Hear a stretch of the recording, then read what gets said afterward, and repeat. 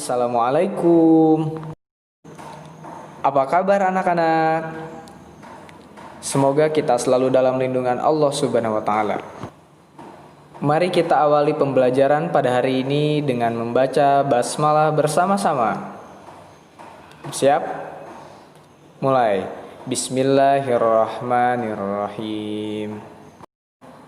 Nah, pada hari ini kita akan membahas materi tentang meneladani ketaatan malaikat-malaikat Allah Subhanahu wa taala. Nah, sebelum kita meneladani ketaatan malaikat-malaikat Allah Subhanahu wa taala, apakah kalian tahu siapa itu malaikat?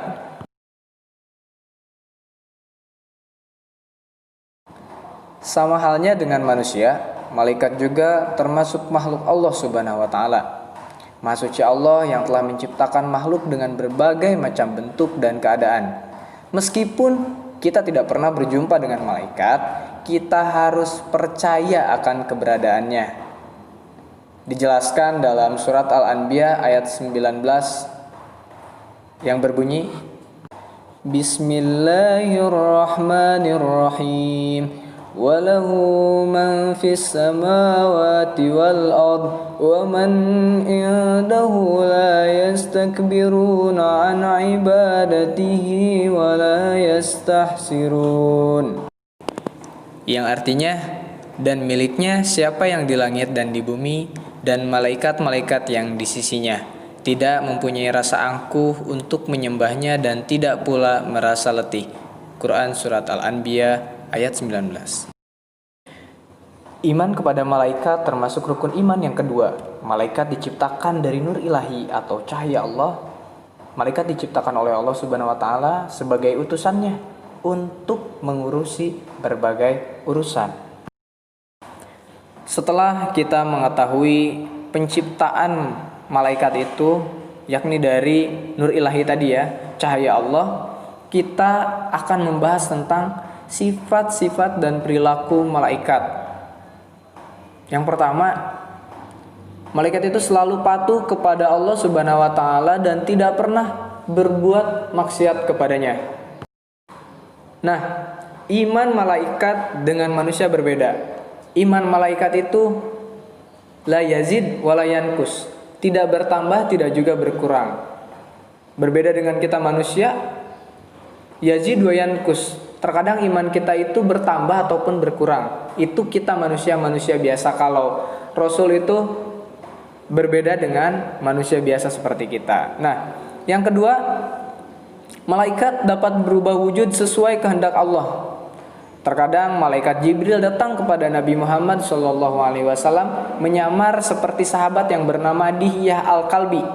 Terkadang juga seperti sahabat dari Arab Badui. Arab Badui itu Arab pedalaman. Nah, poin yang ketiga sekarang, malaikat tidak makan dan tidak minum.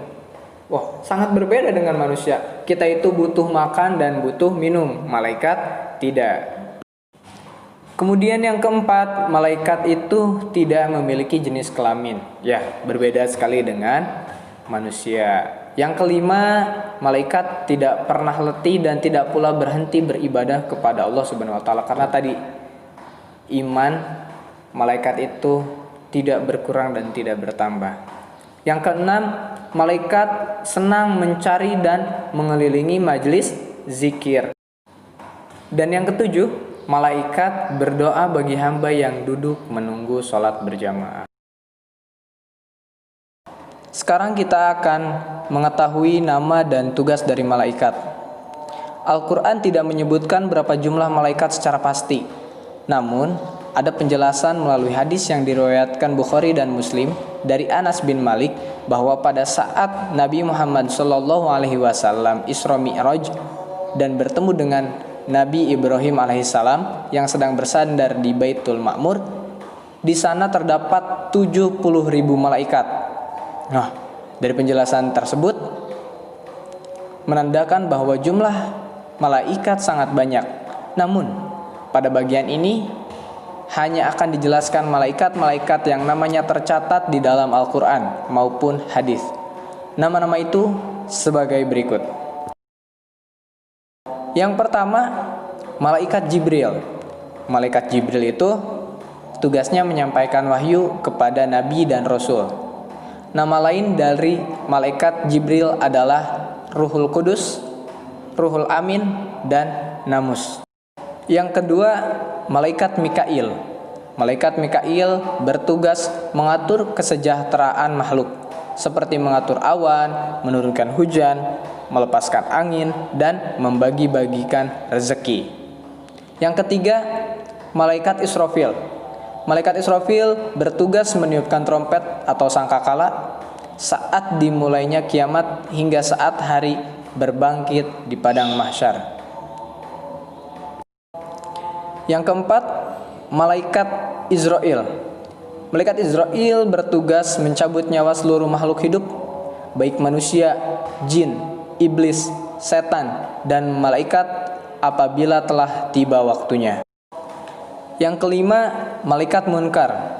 Malaikat Munkar bertugas menanyai orang yang sudah meninggal dan berada di alam kubur. Keenam, malaikat Nakir. Malaikat Nakir juga bertugas menanyai orang yang sudah meninggal dan berada di alam kubur. Ketujuh, malaikat Raqib. Malaikat Raqib bertugas mencatat semua pekerjaan baik setiap manusia sejak akil balik atau dimulainya balik sampai akhir hayat. Kedelapan, malaikat Atid.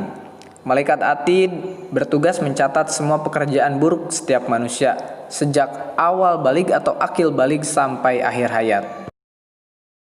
Kesembilan, malaikat Ridwan. Malaikat Ridwan bertugas menjaga dan mengatur kesejahteraan penghuni surga. Kesepuluh ada malaikat Malik. Malaikat Malik disebut juga malaikat Zabaniyah, bertugas menjaga dan mengatur siksa atau azab bagi para penghuni neraka.